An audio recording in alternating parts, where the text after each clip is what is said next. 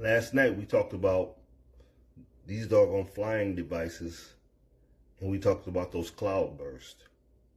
Now I'm telling you, let's put everything together. Let's put this on the scale.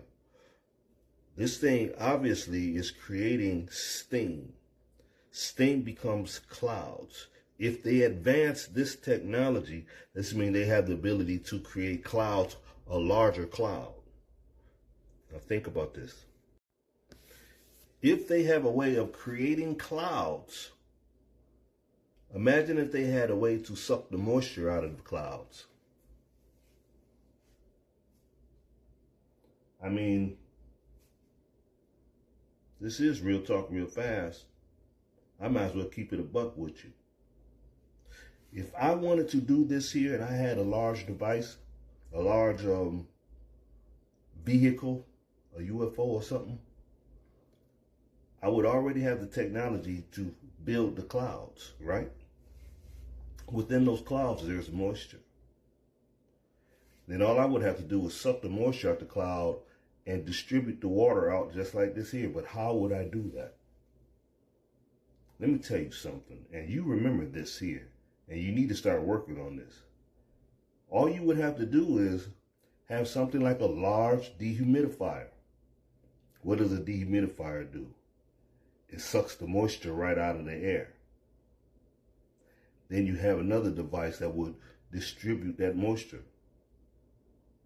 Now, I hope you was listening to me, because if the stuff really hits the fan, everyone should have 1 or 2 dehumidifiers in their house and have a doggone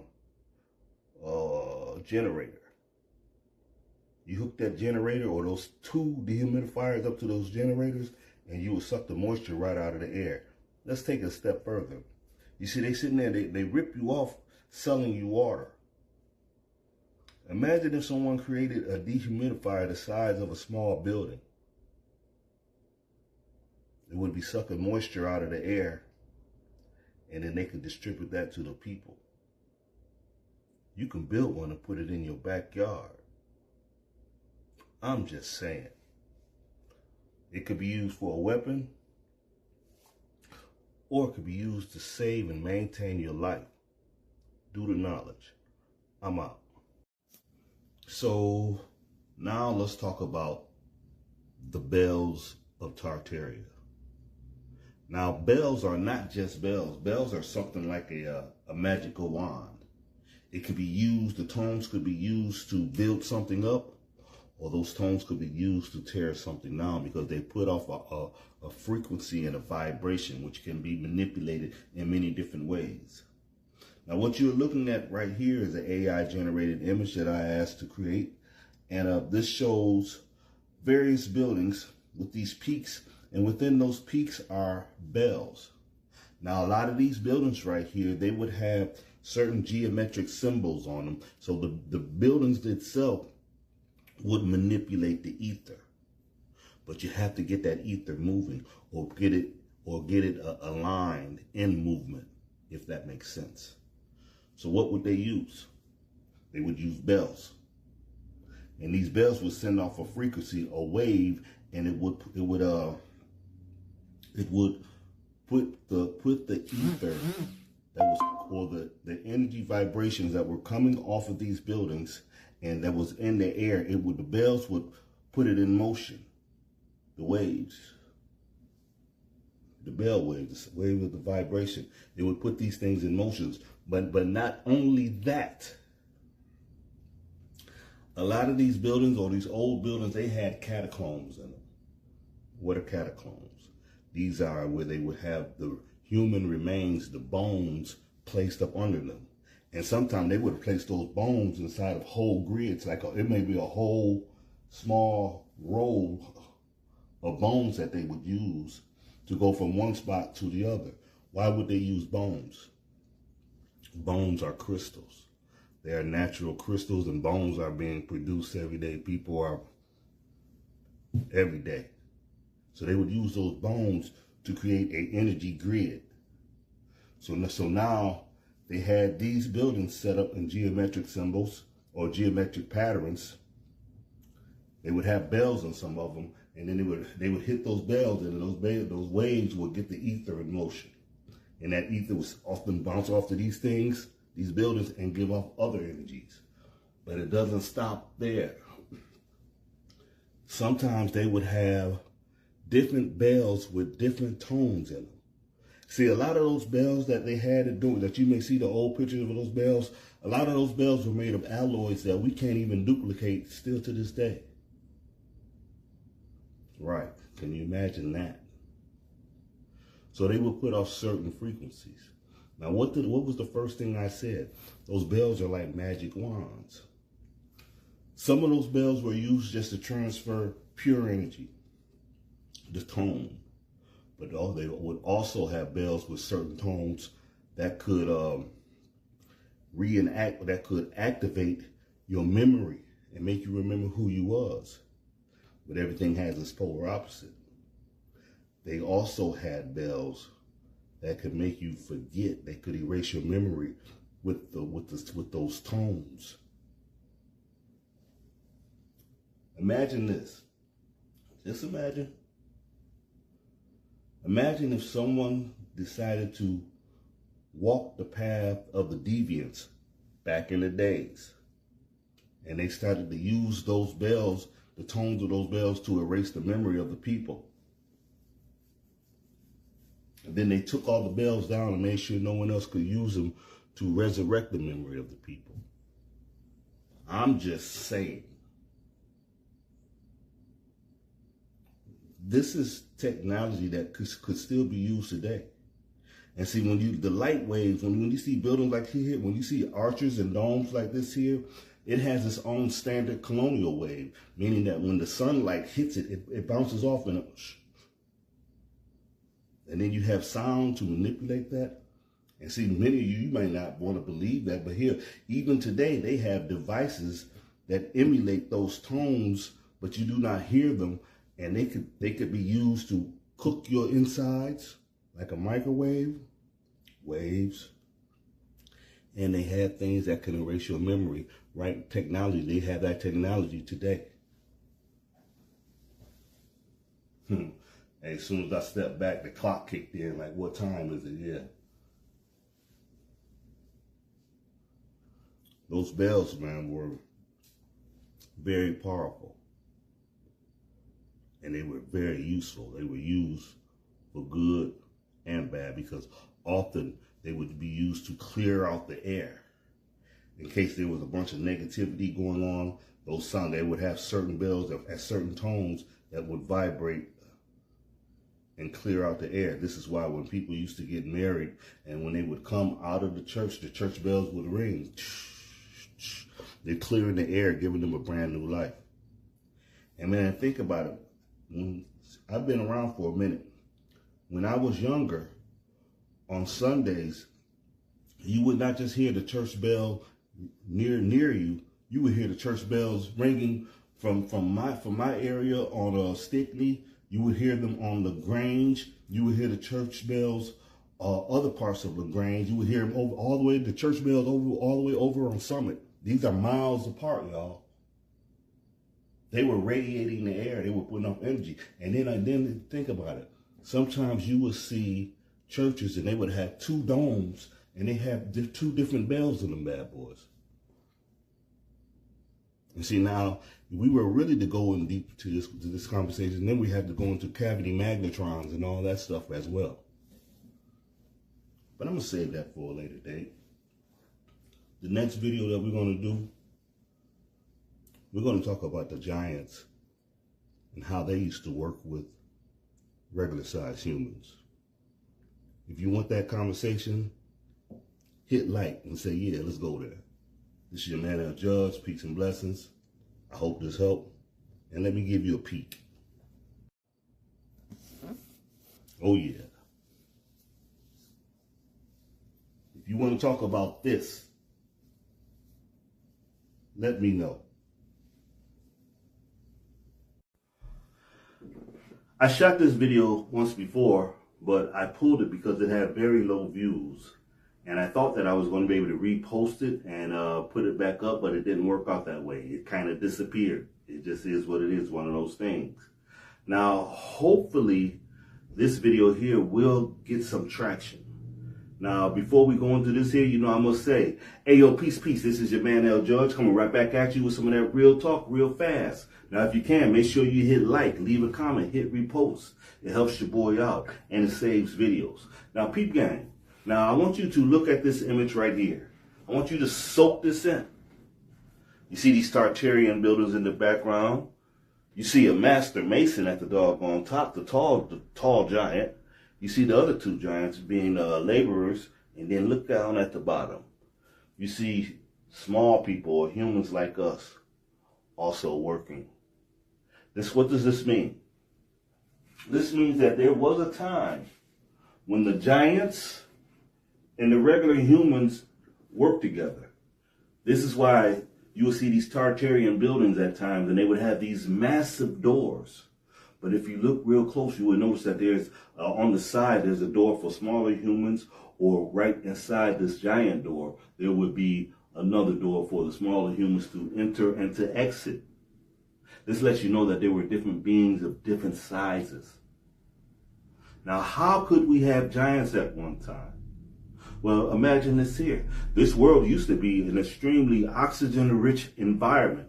So that made things grow bigger. Not only people, but it made creatures and insects grow big as well.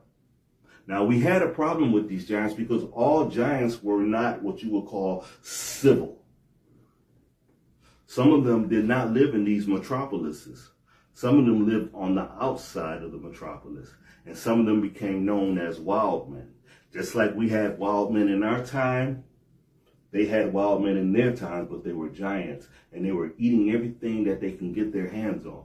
They were just tearing up the doggone world because they were eating way too much. And we were going to starve if they did not get rid of these things. So imagine this here. Other giants were going against those wild giants. And imagine these small people, the so-called regular humans. Imagine 50 of them going up against one tall one like that with weapons. Yeah, they could take it down. And they had to, and they did. This is why you hear the stories of giant wars. But you also hear the story of giants consuming humans as well. See, now, just like here, man, we've had many different catastrophes. And then sometimes, man, when we go through these catastrophes, we become animalistic. I'm telling you, the same thing that happened to us, as many of us may have forgotten, and we reclaimed a lot of these buildings that were already there. This occurred with them too as well. And we had already spoke. If you watch my other video when I talked about the bells of Tartaria, go back and watch that video. And we talked about how it could be a frequency that could be used to erase the memory of people. These are things that have happened. You know what I'm saying? If it happened to us, I guarantee you it happened to them. Now, look at these smaller individuals. What are they doing? They are working with the red brick. What is that red brick? That red brick was fused with this stuff called iron oxide. And it gave the brick a doggone electric charge. That's the best way I can put this. Now, the reason how I know this is because I used to pick up this iron oxide from a place in Ohio, and I used to take it to New Jersey to make magnets. I asked them what did they do with that powder. But then I started to find out that in some cases they were mixing it in with that red brick, and that makes sense because they needed that red brick to hold a charge on these buildings. Now look at these two gentlemen right here, the two giants. They're carrying that pillar. They're placing that pillar in place. See, this explains a lot of those giant pillars. And yes, I know. In some cases, yes, they did use pulleys. But I am telling you, those places with those big doors and those places with those giant and massive marble pillars in them, it's quite possible that they were moved by giants just like this here. Every now and again, I go to this church called St. Martin de Porres, of course, and they had 24 large pillars, marble pillars, going down, 12 going down each side. And I'm talking about these things are massive. And when you look at this church, you could tell this is an old world building. Because when you look at that cornerstone on that church, it doesn't match the stones used on the building. Now look right here. If you look at the tall giant, you see he has that apron on representing a master mason. What do we say that master masons do? Master masons were here to build mentally, physically, and spiritually. What would make a giant so smart? I want you to think about that. Wouldn't a giant be more intelligent than us? And why would that be? Look at the size of his head. He would have a larger brain, meaning that he would retain way more information than we would. Not only that, imagine if he mastered his mind, because we can look at somebody and they can feel us looking at them. He could transmit doggone energy and manipulate smaller beings. And you don't believe in transmitting energy? Ladies, tell these men out here, when you are walking, especially you sexy ladies, when you are walking, you would feel someone staring at you from behind, and then you would turn around and look them right in their doggone eyes. That's because of an energy transference. You feel their energy looking upon you. Some of you say it feels creepy. Some of them say that you feel kind of, some women say that their body gets hot when men are staring at them. They can tell when someone's gazing at them. But getting back to the matter at hand, giants and humans once worked together. The evidence is there. But anyway, this is your man, To El.Judge. I hope I hit all the good points. Peace and blessings. And you tell me, what do you think? I'm out. Hey, yo, peace. It's your man, To El.Judge. Come right back at you with some of that real talk real fast. Now, if you can, make sure you hit like, leave a comment, hit repost. It helps your boy out.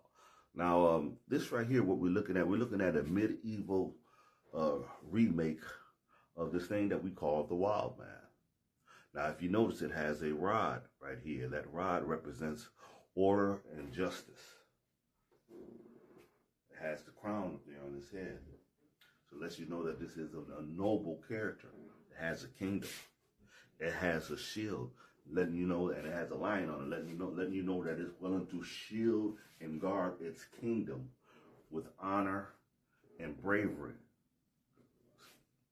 It is as fierce as a lion. Now, someone said that the lion represents that it was once part of a noble kingdom and it was severed from that. That's dope as heck, and I can go for that too. But see, now, this wild man right here, he has this shield, and because he was part of the Tartarian Empire, they would hire them because they were scattered all over the doggone place. Not only did the Tartarian Empire deal with them, but the Roman blank church dealt with them as well. They would work for them as well. Now, when it came to the Roman church, they would tempt them to shave because they referred to them as the beasts of the field. But many of them, they were like, man, you know what? This is part of my heritage, this hair. They said, I'm rocking this here. So the men and the women both wore it. And they would stick to their things.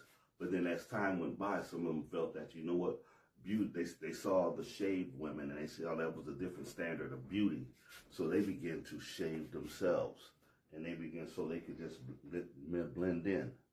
Now the Catholic Church, they used to take the nuns, and they used to take the women and turn them into nuns.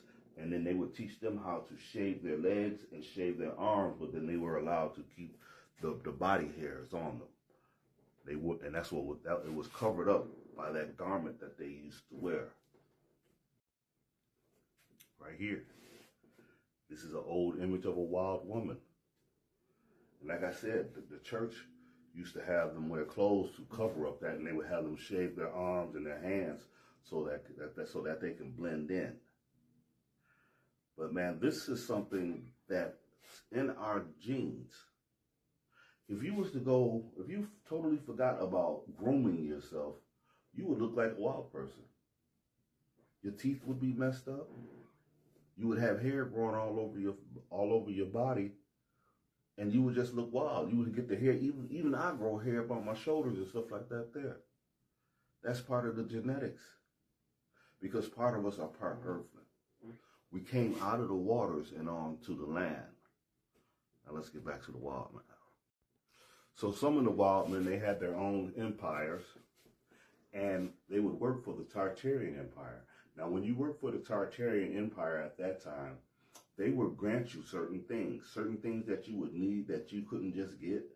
They would give them to you, man. They would give you money. They would give you gold. They would give you access to fire. They would give you alcohol. They would give you firearms. They would give you all the things that you would need in trade.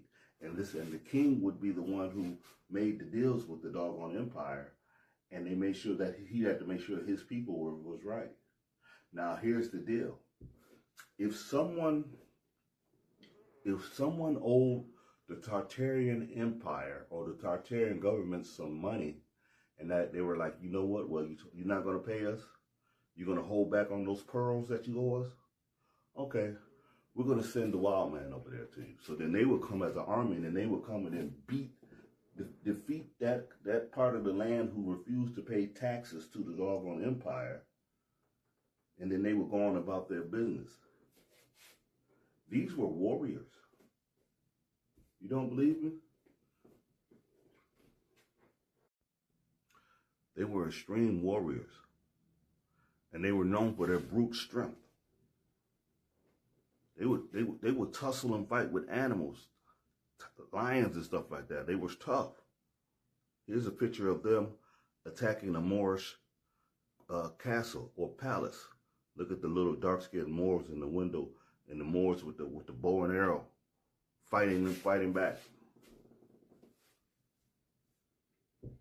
They were, how do I say this? During the times of Tartaria, they would be like, okay, this part of South America, you guys have a lot of pearls in that area, and you guys are masters at swimming up under the water, staying up under the water for 5 minutes or more and grabbing those pearls. So we want some of those doggone pearls. So you go ahead, you can keep your land, you give us some of those pearls, and then we will send you things in trade for the pearls. They'd be like, okay, you got gold over here in this area. You give us some of that gold, and we'll send you things in trade. Oh, you have fine marble and fine wood over here. Okay, so we want that. Sandstone over here in Ohio and different places. We want that. Whenever you feel out of place, they will send armies. And sometimes the armies look like this here. Those wild men. They were strong soldiers. Even still to this day, when you look at the U.S. military, what do you see in there? Bunch of wild men. White and black. Now, some of these wild men are the beings who are what you would call Johnny-come-latelys, because the original beings who came up out of the earth, the original beings who were birthed from planet Earth look something like this right here. These are what the original humans or the original earthlings look like. Something like your East Indians. And you've seen them East Indian women. Let's see, now I have to talk about the Etherians and the gods. Because see, that's where that woolly hair. See, the beings who were birthed from the earth, now I'm going to have to do this in two parts. The beings who were birthed from the earth, they look just like this here when they finally begin to look like a human. But when they were going through their humanoid looking phase, they look something like this here.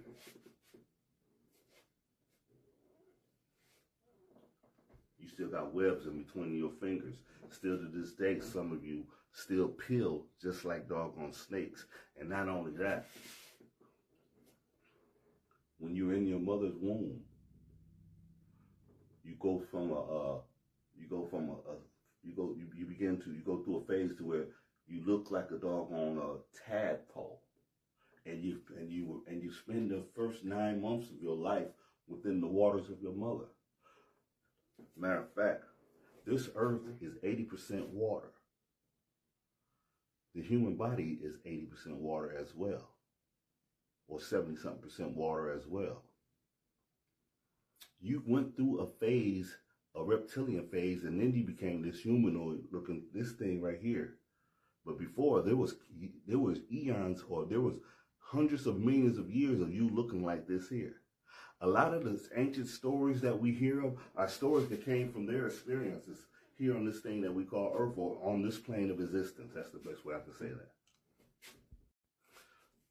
Here, this chart represents starting from a single cell, and then you went to a fish-like character who began to come up onto the shores, and then it would go back into the water. But then it began to come out into the shores, and then it started to live longer. And then as it began to come out into the shores, scooping like this here, it developed arms, and it developed feet, a thing of a fish. Then it became this little lizard thing because it had to start reaching up to grab things to eat. Then it became a full standing lizard, reptilian person. This is what they call these the dinosaur people, or the dragon people. Then it went to this little reptilian-like thing, and then it mutated to this humanoid-looking thing. Now, this was at the point where this thing still didn't know how to groom yet. It didn't know how to make itself look fancy and all that. So it became known as a wild man. The hair that grew on him was for protection, and it was also used to sense danger and stuff around them. Now, here's the thing, though. These things, the original humanoids, they were real small. They weren't that doggone big at first. They gradually got this height, or got this height and taller. Man, I see I'm going to have to do a part 2 to this here, but if you want me to continue, please say yes. Imperial flame, 33rd on the rise, crown and a lion with fire in my eyes. The judge. Imperial 33rd is a flame. Every time my light shines, I'm giving up game. They whisper in the shadows, always asking my name, but stay too long and even they will change. Gold in my aura, black crown with the gleam. I'm the vision they saw when they stepped in the dream. Sacred geometry carved in my claim. Every step that I take fast, the Imperial flame. The flame, 30 flame, 30 flame, third on the rise. Crown in the light, see the fire in my eyes. Blessed by the Most High, forged by the test. Every trial I face, for more fire in my chest. They plot from the low ground, but I'm past the game. They can't match the height of the 33rd flame. Wisdom of the ages sitting deep in my throne.